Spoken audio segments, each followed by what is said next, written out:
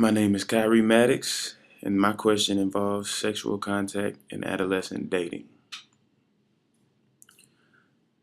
The actual question is, given that sexual contact in some form is often part of dating, why would sex not be mentioned among adolescents and emerging adults for reasons for dating as described in studies in Chapter 9?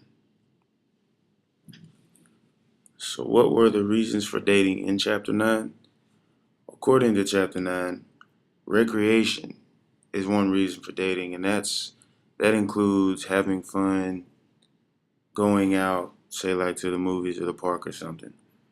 Status is another reason because people want to impress others with who they date. In adolescence especially, everyone wants to be popular or date someone that's popular or be in a popular crew to elevate their status so people will look at them better. Another reason for dating is companionship, and this is basically just to have a friend, someone to hang out with. People also date for intimacy, a close and passionate emotional relationship between two people. The last reason for dating is courtship, and this is just so you can go out and have a good time and have fun with somebody that you can really rely on. Sexual contact is not limited to oral sex and sexual intercourse. Sexual contact also includes kissing, as you can see in the picture to the right. Necking is mutual touching and stroking above the waist. And petting, which is mutual touching and stroking below the waist. In a study by Coles and Stokes, it was found that at least 73% of 13-year-old girls and 60% of 13-year-old boys have kissed at least one time in their life. In that same study by Coles and Stokes, it was also found that 35% of 13-year-old girls have had their breasts touched before. It was also reported that 20% of 13-year-old boys have touched a girl's breast before. As far as intercourse goes, according to the CDC, 47% of high school students have had sexual intercourse.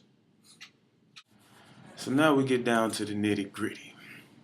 Why don't adolescents and emerging adults mention sex when talking about why they want a relationship or dating?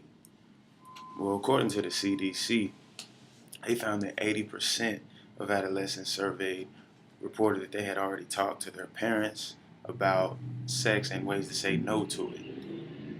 On top of that, well, that's pressure from parents to not have sex, basically. But on top of that, there's really no major religion that supports premarital or adolescent sex. So if you're a religious person or your parents are religious, then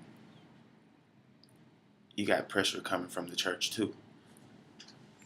So that's pressure from your parents and your church. That's going to be pressure. You're going to have a conflict between your ideal self and your actual self. Your ideal self wants to be this person that your parents like and accept, and you don't want to do any wrong by your parents or the church.